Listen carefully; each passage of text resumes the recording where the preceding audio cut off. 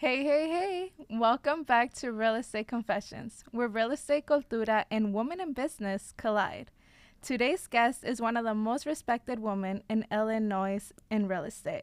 She is our designated managing broker at Realty of America, co author of Latinas in Real Estate, a proud mom of three, and a true example of what being intentional with your career and life looks like. She leads with heart, discipline, and high standards. And today, she's on the confession couch with us. Help me welcome Tanya Diaz. Thank you. I'm honored. Thank you Thank- guys for the invite and for having me over. I can't wait to share the next few minutes, hour with you ladies, and I don't know, dive deep. Okay. All right. So just to get started, so we know you're our managing broker now, but Yes. how did Tanya get here? Who is Tanya and how did she get here till today? Ooh-wee. Tanya, first I'll start off with my most prized or the role that means the most to me, which is mom and wife. So I'm a mom of three boys, 16, 18, and 20.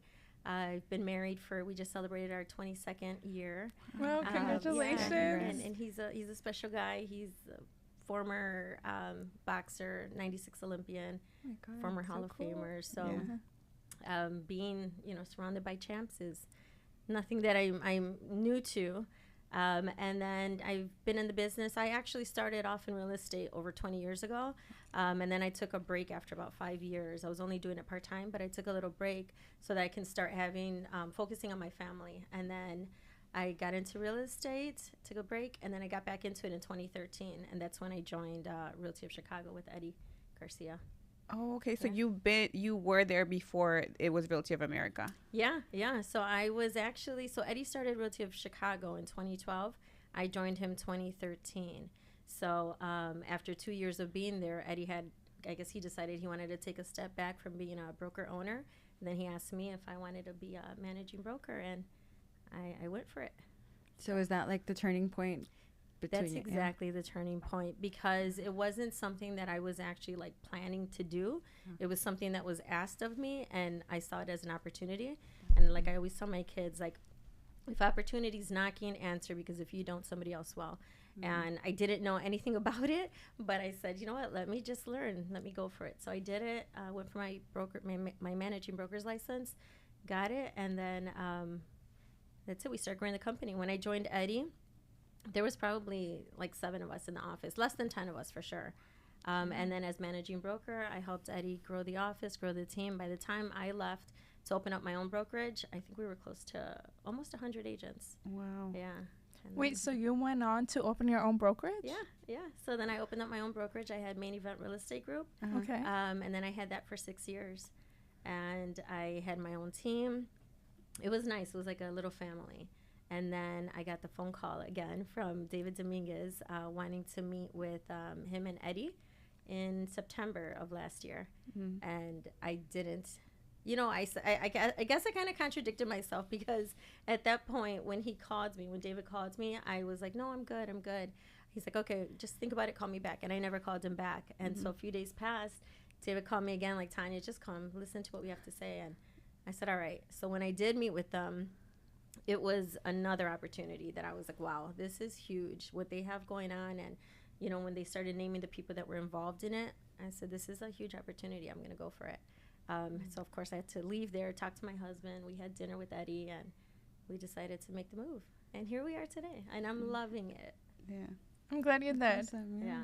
So that kind of like leads our way into the next question, which is, what's one thing you prioritize when it comes to mentoring and building people up? I would say confidence. In this business, you have to obviously be knowledgeable, but confidence is something that I think that everyone needs to have, and not everyone has. So I think like when I started mentoring and meeting new agents, I think that's one of the things that I like to touch base on, because you're going to encounter so many different situations, right? You're going to have deals that fall apart. And what's that going to make you want to do, especially if you're new in the business? You're going to want to quit. You're going to have other agents that are seasoned, and they're going to be rude to you on that other line sometimes, or when you're negotiating. It's not always going to work out, so you have to have that confidence. It's the same thing that I teach my kids, that I like to bring in real estate as well. Be confident, because that's going to go a long way. You just believe in yourself all the time. And I think for me, that's one of the things that I like to really stress on. Yeah.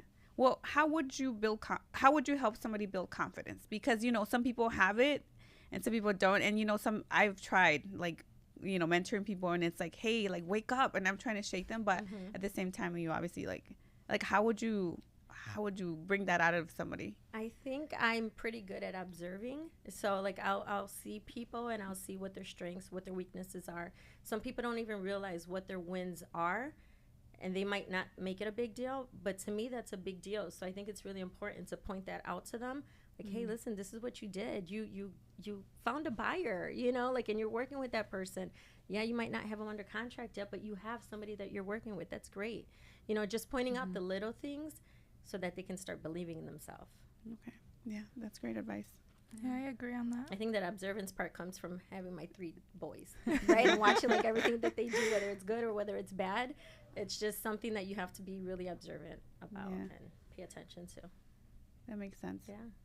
So as a boss lady, you're obviously doing all kinds of things every day, wearing different hats. How do you manage that as a woman, right? Like, I'm sure your day's super full. Like, how do you like time manage, or what is your like morning routine look like? And I was searching for that balance for so many years, and I was stressed looking for it because I never found it. And then I learned that balance is what you make of it, right? Like, what everyone's balance is going to be different. So for me, I wear a lot of different hats. And I realized wherever I'm at, that's where I have to be present. That's who's going to get my time, right? So if I'm at the office, then my focus is on work. And I'm there. Obviously, my kids might call here and there. The same way, if I'm with my kids and I'm at an event with them, I try to just make sure that I'm completely present there, because they're watching. And if they see that mom's just on her phone, mom is just on her laptop, she's always working, it's not fair to them, And then now I think at my point of motherhood, life is changing so much. My kids are getting so big. I'm going to have 2 of them out of the house already because they're off to college. And so time goes by fast. You really have to make the most of your time and just find what balance means to you. Being structured, creating a plan, and then just having fun with it. I think I was really hard on myself for so long trying to find that balance, because mom guilt is real. Oh my goodness, is it real? So it's just giving yourself grace, and not being perfect. And I think for a long time I tried to make sure that everything that I was doing was like perfect. And it's okay. It's okay. Grace over perfection. And that's actually a book I read. Yeah, I love that, because I was just talking to them about that, because I feel guilty. I'm a mom. A lot of people don't know that I'm a mom, but I am a mom.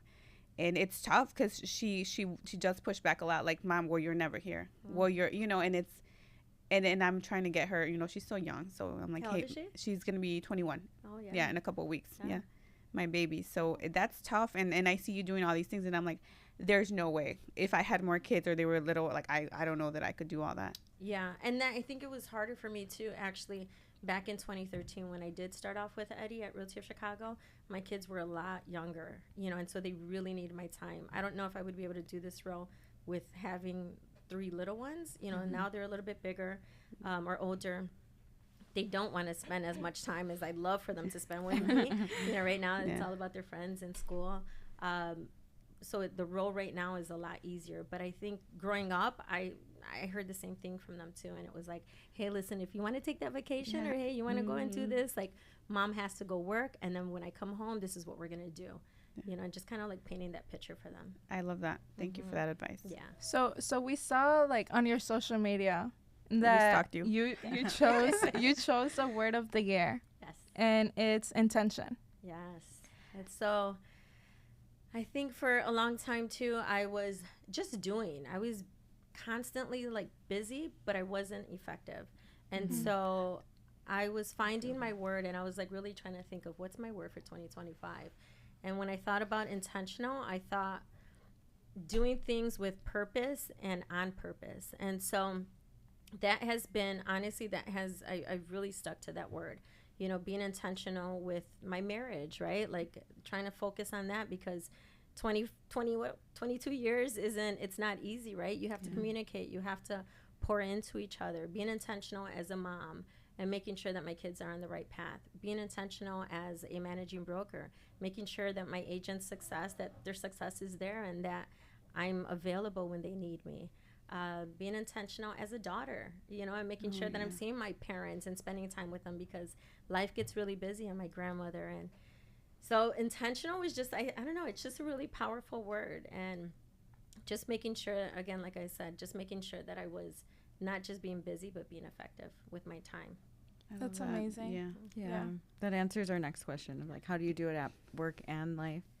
Do you think you've shown up this year intentionally?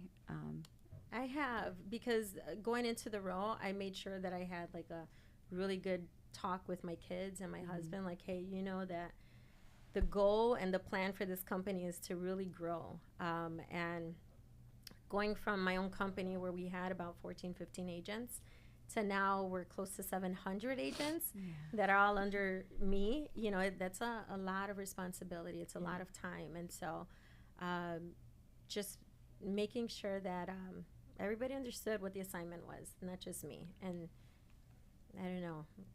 Yeah, I think just like, how do you realistically balance that? Because at the end of the day, we're not just agents. We could also be like your children. right. Like, we're your babies You guys in a are, way. yeah, and it's not a bad thing. work It's mom. yeah, exactly. So how do you realistically manage your personal life and work life?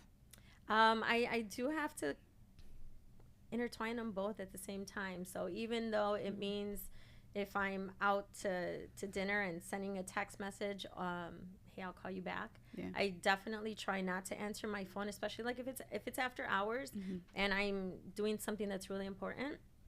I try not to answer the call unless it's like back to back calls and it's an emergency. Then I'll definitely do that. But I try to reach out to whoever it is, like after I'm done with doing whatever it is that I'm doing, because it's not easy. And how my days are, literally, like it gets busy right away. Like if I'm away from the computer for like an hour, I know I'm coming back to probably 100 emails of contracts and agreements that have to be signed and reviewed. So my days are not short for sure, but they are long. But it goes back to doing something that I'm passionate about, something that I really enjoy doing, so it doesn't feel like work. It really doesn't. And I'm having fun with it. Yeah. Right, you're here right now. I'm here, look at me. Yeah. You're at work. This is cool. Yeah. This is work.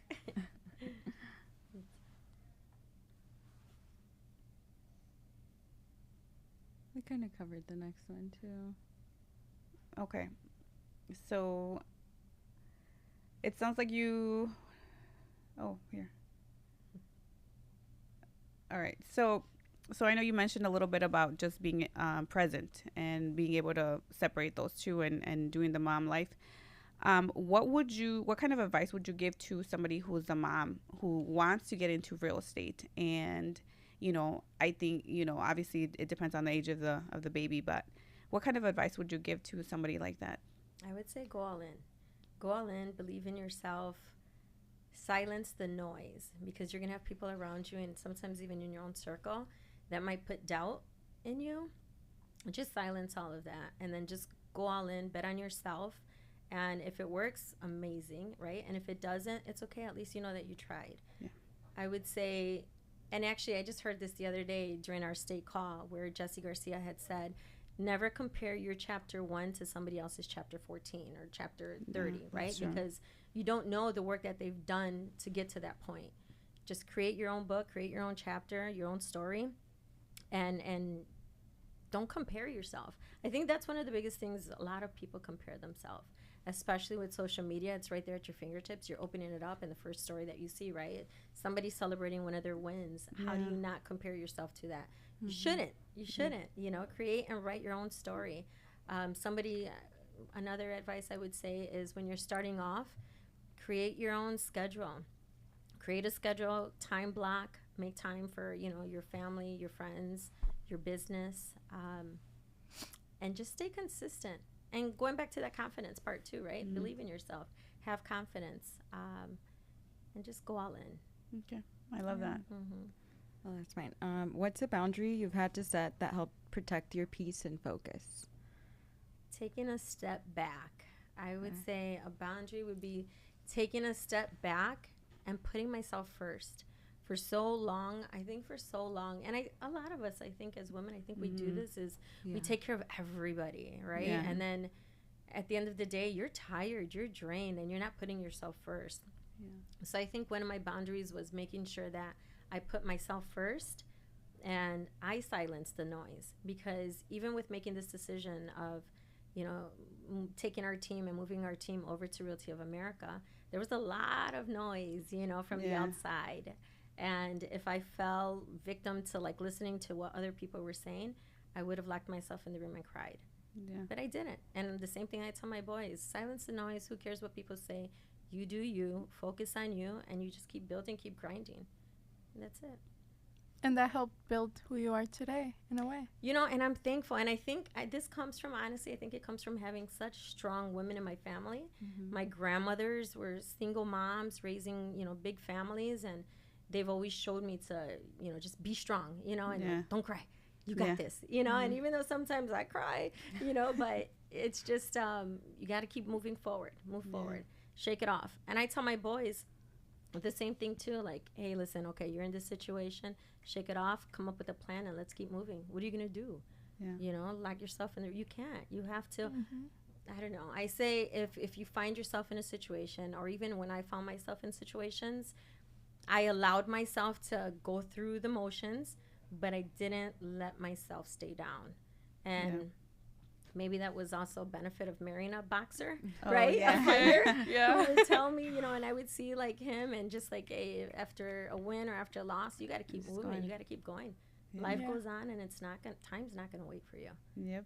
So you just got to keep going. I agree. And then I feel like it's hard to put yourself first. I feel like it's easier said than done. 100%. So like for our listeners, I know if like you're struggling, like no matter how hard it is, always like do what's best for you.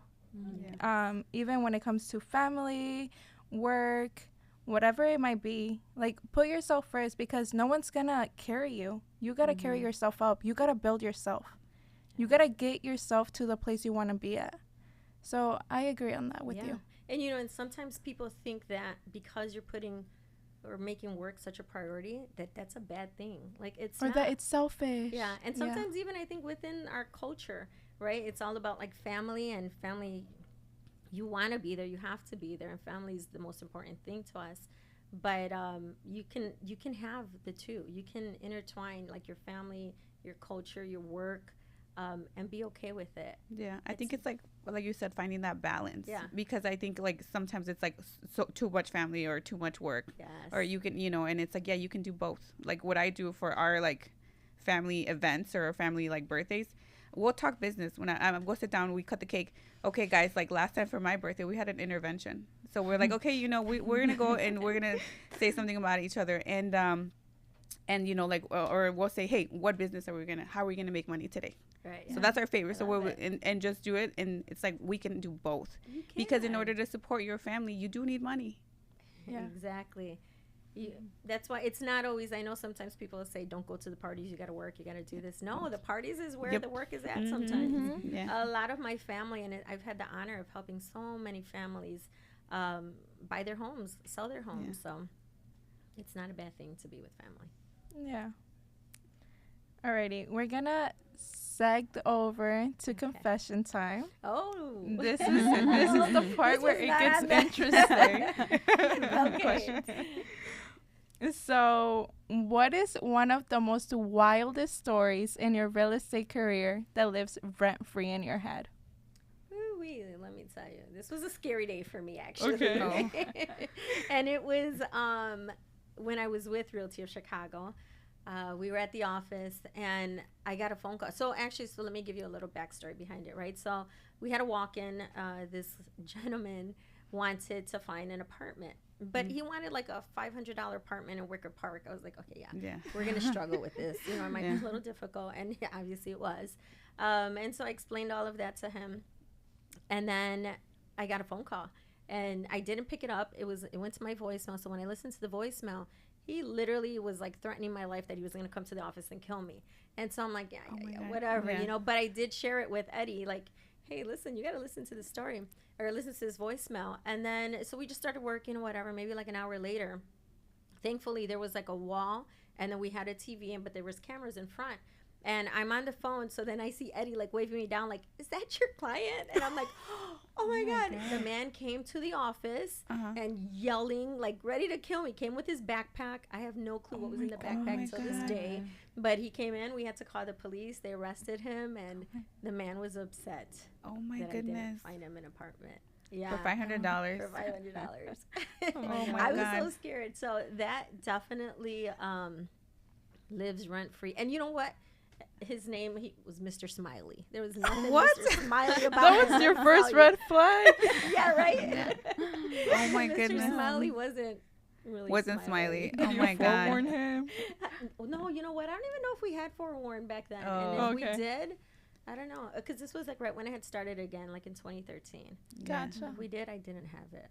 Yeah, and if they walk in, you're just, I mean, you don't think Yeah. about it, right? Right, yeah. Yeah, and yeah, just take, I guess, you know, real estate is a really risky industry, you know, especially, well, I'm not going to say especially, right, but women, men, Yeah. you never know who you're meeting sometimes, and it's all a risk.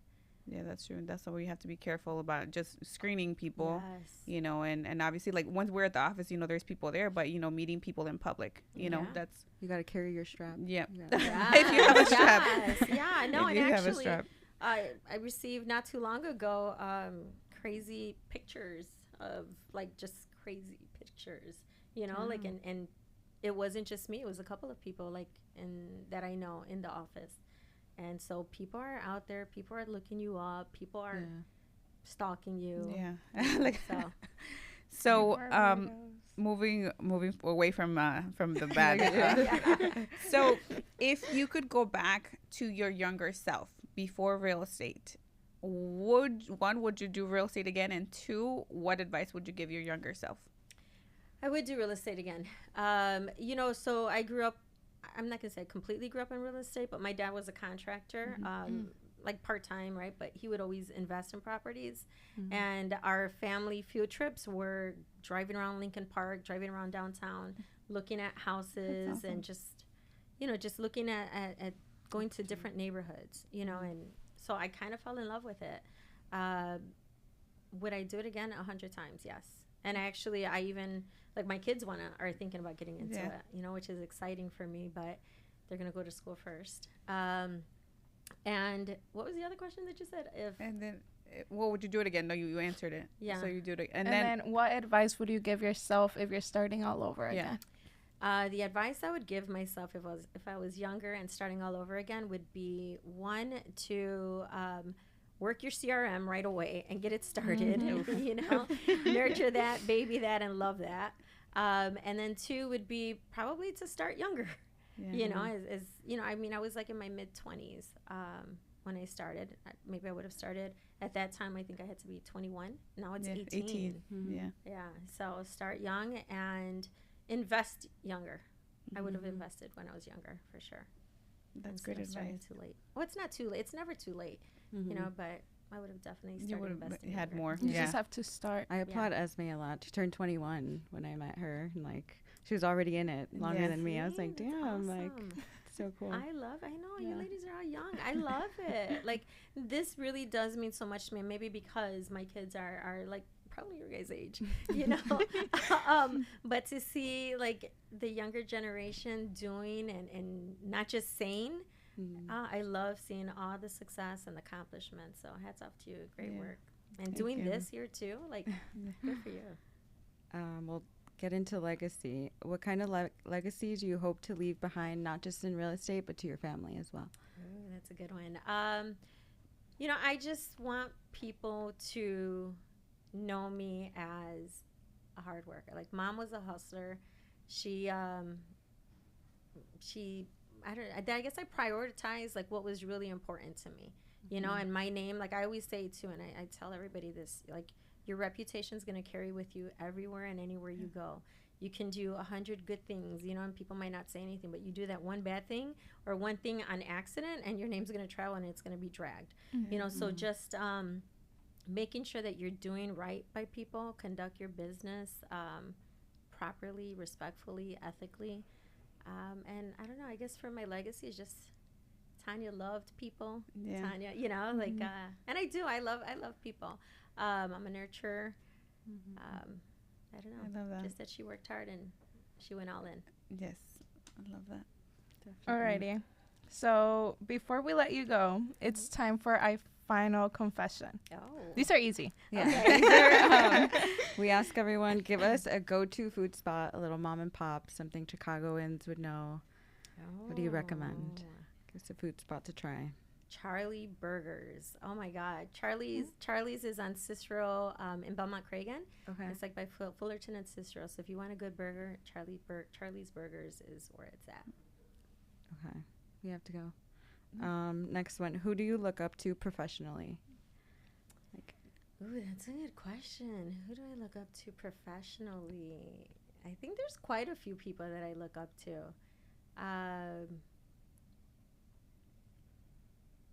Okay, hold on. We're going to have to pause on this one. No, you're okay. I'm trying to think, like, do I, you know, because there's people that I look up to even outside of, obviously, like, outside of our office. Yes, of course. I'll say Carrie Little has been my girl. Oh, Carrie you know? Little, Yeah. yeah. She was We in our watch her on office. Fridays, so tune we in try on to. Fridays. I'm so happy to get coffee with Carrie. Yeah. You know, Carrie, she's just so inspiring. I love her. I mean, she's an educator and Yeah. she's just so knowledgeable and inspiring. And I've always said it, like, she inspires me. I don't even know if she knows that. Maybe Yeah. she does. Hopefully she'll watch this. Yeah, yeah. But yeah, she's definitely somebody in the industry that I look up to.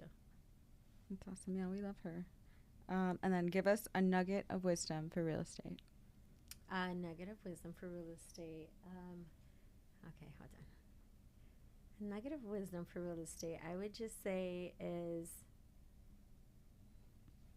man, it goes back to everything that I've said today. Is go all in. Run your business the right way and be good to people. And another thing that Jesse Garcia had said yesterday is contribution over commission, right? Just don't just focus on the finance part of it.